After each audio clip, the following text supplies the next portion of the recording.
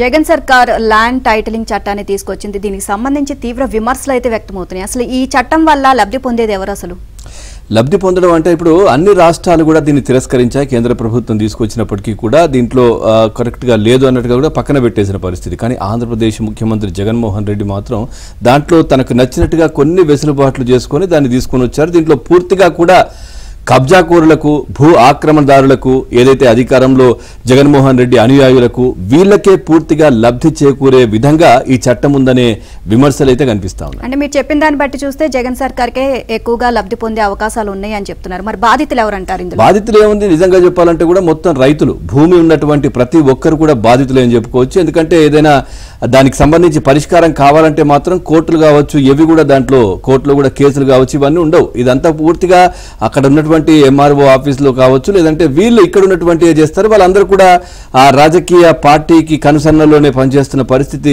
మనం చూస్తూ ఉంటాం. కాబట్టి ఖచ్చితంగా రైతులే దీంట్లో నష్టపోయే పరిస్థితి ఉంటుంది. రైట్, చూద్దాం జగన్ సర్కార్ తీసుకొచ్చిన ల్యాండ్ టైటిల్ చట్టంతో లాభం ఎవరికి? ఈ ప్రశ్నకు తడుముకోకుండా సమాధానం చెప్పేది ఎవరు? రైతుల్లో అలజడి ఉంది.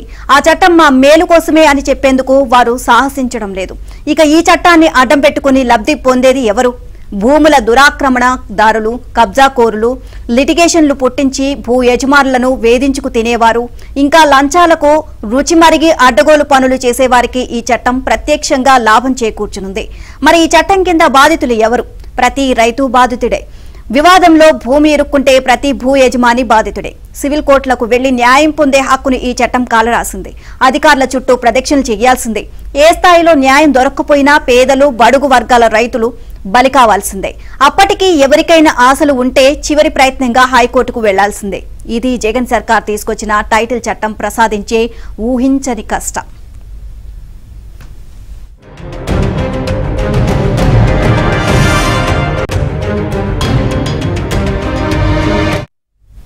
ఇక రాష్ట్రంలో రైతులకు శాశ్వత భూ హక్కు కల్పించే పేరిట జగన్ సర్కార్ ల్యాండ్ టైటిలింగ్ చట్టం తీసుకొచ్చింది. ఈ చట్టం గత ఏడాది అక్టోబర్ 31నే అమల్లోకి వచ్చింది. చట్టం అమల్లో భాగంగా డిసెంబర్లో ల్యాండ్ అథారిటీని కూడా ఏర్పాటు చేశారు. అయితే అప్పటికే రైతులు, ప్రజా సంఘాలు, న్యాయవాదులు ఆందోళన చేయడంతో ప్రభుత్వం తోకముడిచింది. ఇప్పుడు మళ్లీ అమలు చేయడానికి యత్నిస్తోంది.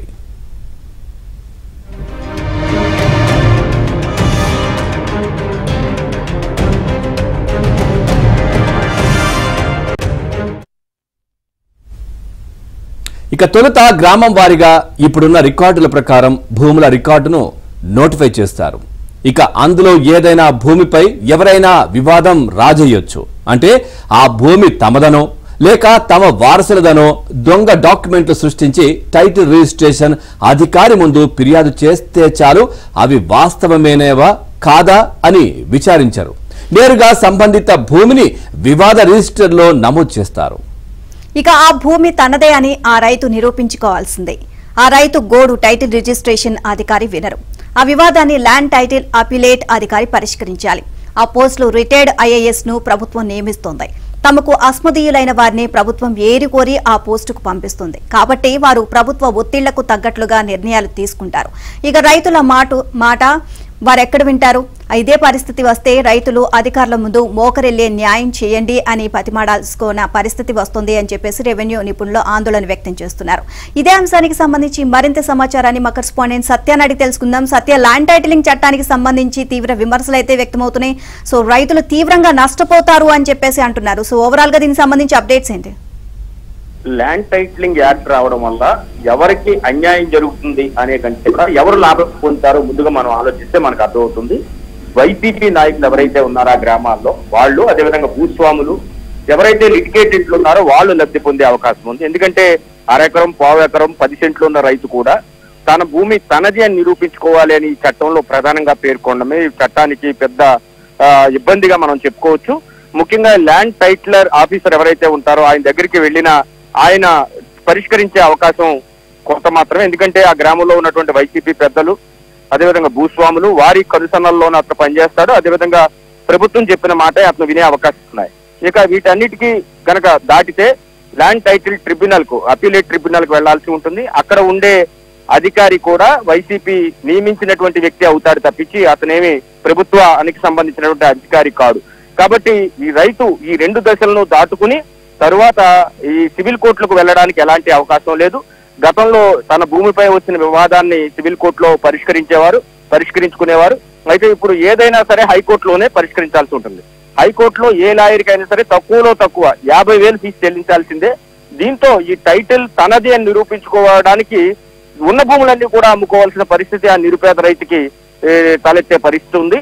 కాబట్టి ఎవరైనా గ్రామాల్లో ఉన్నటువంటి రాజకీయపరమైన కక్షలు కావచ్చు, లేదా వారి కుటుంబాల మధ్య ఉన్న కక్షలతో గనక డిస్ప్యూట్ రైజ్ చేస్తే ఇక అది వివాదాస్పద భూమిగా నమోదు చేస్తారు ల్యాండ్ టైటిలింగ్ యాక్ట్ లో భాగంగా. అప్పటి నుంచి ఆ భూమి తనదే నిరూపించుకోవాల్సిన బాధ్యత మాత్రం ఆ రైతు మీద ఉంటుంది. దీనివల్ల ప్రధానంగా బడుగు బలహీన వర్గాలకు సంబంధించినటువంటి రైతులు తీవ్ర ఇబ్బందులు పాలవడమే కాక ఉన్న ఆస్తులు కూడా అమ్ముకోవాల్సిన పరిస్థితి చట్టం వల్ల వస్తుందనే ఆందోళన అయితే సర్వత్రా వ్యక్తం అవుతుంది. నిజానికి ఈ యాక్ట్ వచ్చిన తొలినాళ్ళలోనే, అంటే గత ఏడాది అక్టోబర్ 31న యాక్ట్ అమల్లోకి వచ్చి ఆ యాక్ట్ ను తీసుకొచ్చారు. డిసెంబర్ నుంచి కూడా పూర్తి స్థాయిలో అమల్లోకి వచ్చిన పరిస్థితి. యాక్ట్ వచ్చిన నాటి నుంచి న్యాయవాదులు తీవ్రంగా దీన్ని వ్యతిరేకిస్తున్నారు. ఎందుకంటే సివిల్ కోర్టుకు వెళ్లే అవకాశం లేకపోవడం, అదేవిధంగా సివిల్ కోర్టులో ఈ డిస్ప్యూట్స్ రాకపోతే గనక నేరుగా హైకోర్టుకు వెళ్తే గనక ఈ మధ్యలో అధికారుల ప్రమేయం, రెవెన్యూ అధికారుల ప్రమేయం ఎక్కువ ఉండడం వల్ల రైతులు తీవ్రంగా నష్టపోతారు.